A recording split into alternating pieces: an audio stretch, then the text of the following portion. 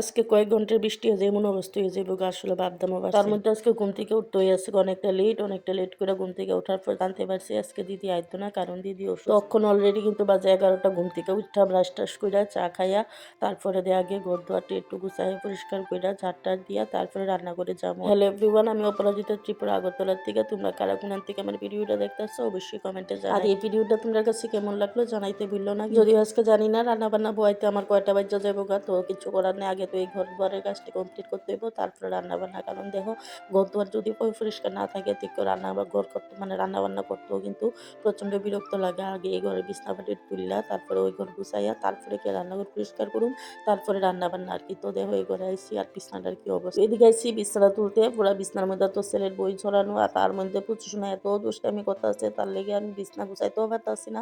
মানে আমি এদিকে একটা করতে গেলে ওইদিকে লাভ মারা যায়, তোমরা তো দেখতেই পাইতেছো। দেখো আমার ঘরের সামনে জল জমে কেমনে যে মনে হচ্ছে নিয়ে চোখ বুঝতে পারি না, একবারে বারান্দা পর্যন্ত জলাইয়া পড়ছে। আর আমার এত ভয় লাগছে, আমি তো শ্বাসছে যদি আরো 1-1.5 ঘন্টা বৃষ্টি হয় তাহলে তো ঘরের মধ্যে জল ঢুকে যাবো। দেখো কি যে একটা বৃষ্টি দিচ্ছে, মানে মারাত্মক লেভেলের বৃষ্টি আজকে।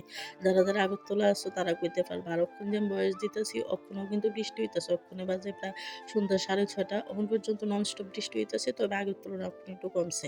আর আমরা এই যে জায়গাটা আছে না, উপর দিয়ে টিন দিয়ে রাখছিলাম, কারণ দুই দিকে ঘর তো মাঝখান দিয়া 2 সালের জল ফোরা বিলে ভালো না, তো এদিকে টিন দিয়ে রাখছিলাম। তো এই সালের জলও নাই, আমরা সালের জলও পরে সেরা এদিকে দেখো। আর আজকে কেমনে যে এমন জল জমছে বুঝতে